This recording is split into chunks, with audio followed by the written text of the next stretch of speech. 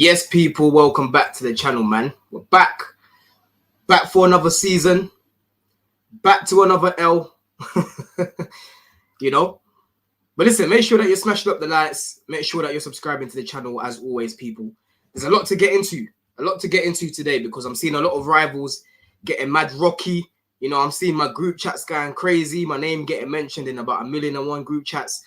I'm seeing a lot of Chelsea fans on the timeline. Well, I'll say a lot. Some of them losing their shit already, talking about long season ahead. And after today, I can't lie, I'm not really looking at today's performance angry or, you know, throwing shit at the prime and, you know, crying about it, because I think there's actually quite a lot to take from the game in terms of the positives and the negatives. You know, it was very, very clear today that we competed against a team that just won a 4P. The best team in the country, the best manager in the world with the best players. Yeah. And listen, before the game, I was saying, listen, perfect opportunity to go and play Man City because they haven't got Rodri. They haven't got Oscar Bob, who is, you know, who's had an amazing preseason. But to be fair, they've got Savio. Yeah.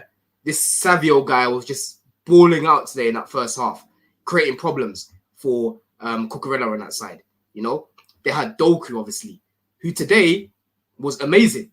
He was amazing. Gusto couldn't get anywhere near him today. The last time they faced each other in the semi-final, Gusto had him in that game. It was a good battle. But today, I can't lie, Doku was all over Gusto. It was mad to watch because obviously I was at the game and I was sitting behind the goal, so I could clearly see what was going on. My view was perfect, and seeing Doku doing what he was doing in person, I can't lie. When that guy puts it together, he's gonna be dangerous, you know. But listen, just to go back a little bit to Chelsea, I was a bit surprised with the lineup, to be honest with you, because I didn't expect Maresca to play in Cuckoo left wing, which we haven't seen once all preseason. Yeah, I was expecting maybe Palmer could play on the right, potentially to pack out the midfield, but I thought we'd probably see maybe Neto on the left, maybe Mudryk on the left, maybe Sterling on the left, like an actual touchline winger, and then Palmer on the other side, you know, doing what he does when he comes inside and stuff, you know. When I saw that midfield of Enzo, Caicedo, and Lavia, I thought maybe it's a 4-3-3 where you've got Caicedo playing as an 8, and then you've got Enzo playing as the other 8. But he's actually playing Enzo in the 10, which for me didn't work last season because Poch tried the same thing. And it was the same thing today in the first half. I was seeing Enzo struggling in between the lines, you know. And I'm not looking much at him because we know Enzo's best position is in the first phase, you know, picking up the ball, dictating the game, having a bit more time to think, you know, spraying those passes like what he did in the second half when Maresca moved him back, you know. But in that first phase, in that third phase, you know, when you're in the final third, when you're playing as a 10, you need to be a quick thinker.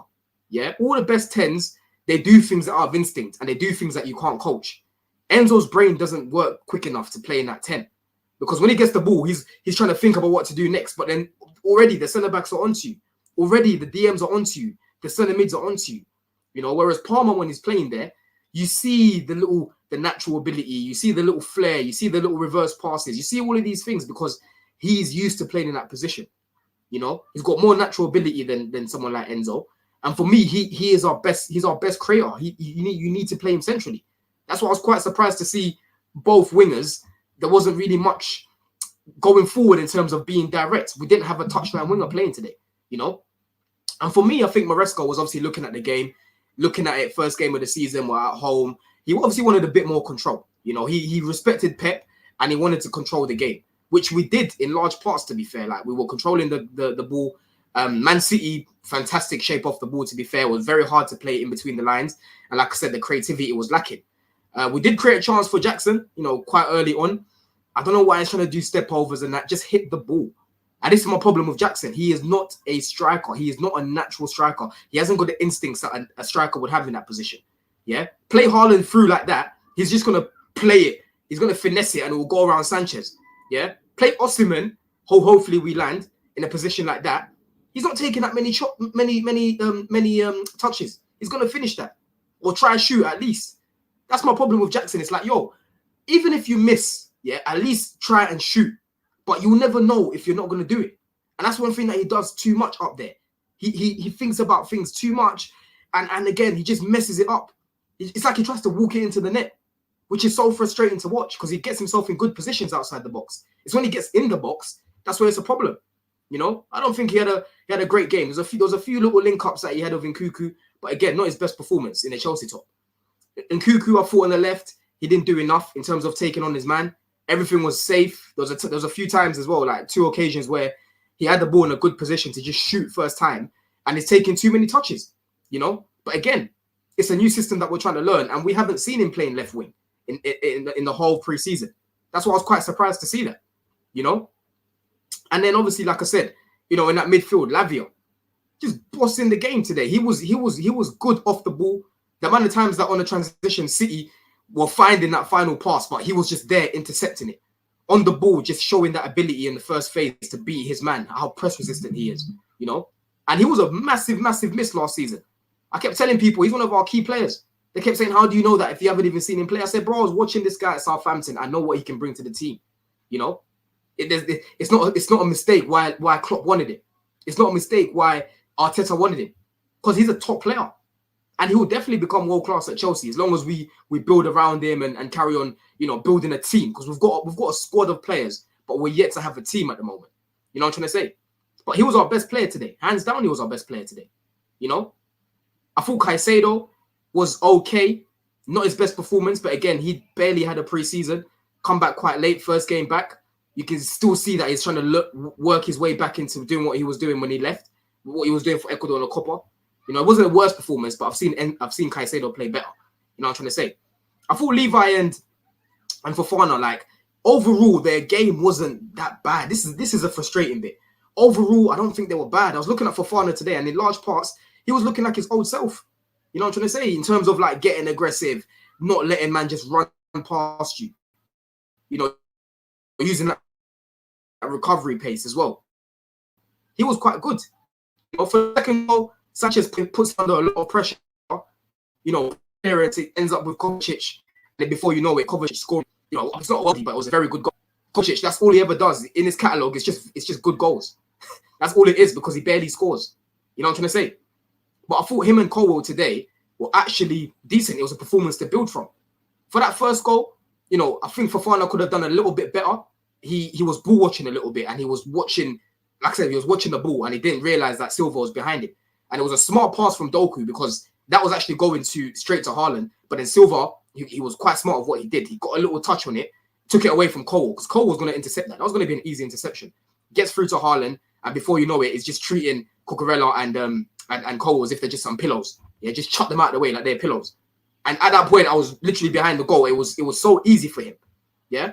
And that's what I don't get about Cole. Like, I feel like he needs to go gym, eat some kangaroo meat or something, and get in the gym and, you know what I'm saying, lift something, bro. Yeah? Because why is it that every single time you're in your jewels, bro, it's like you've got baby oil on? Yeah? These guys just slip off of him. I honestly don't get it. I'm not used to seeing this as a Chelsea fan, bro, because we used to see Cahill and John Terry's and that. You would get tight to their man, bro. John Terry today, Cahill today, Haaland's not doing that to him. Haaland's not doing that to him. And at the minute, teams don't fear our fullbacks because they know they've got that in them. Yeah? But like I said, it was overall, in terms of the performance, it's something to build from for those two. Because like I said, we still haven't found our pairing. And those two need to build chemistry. We can't keep chopping and changing. Next game, I don't want to be seeing Badiashile and someone else again and tossing again. We can't keep chopping and changing. Conference League, cool, on Thursday, yes. But when it's Premier League, back to Colwell and Fofana, let them keep learning. Again, like I said, Gusto, I don't think he had a good game today. I think Doku had it. You know, in possession as well, he was quite sloppy in certain parts. His crossing wasn't great. You know, poor game from him. Sanchez. Honestly, I can't deal with this guy anymore. Shot stopping is not great. His distribution is so poor. It's embarrassing. I'm seeing Edison just pinging the ball so far, 60 yards up.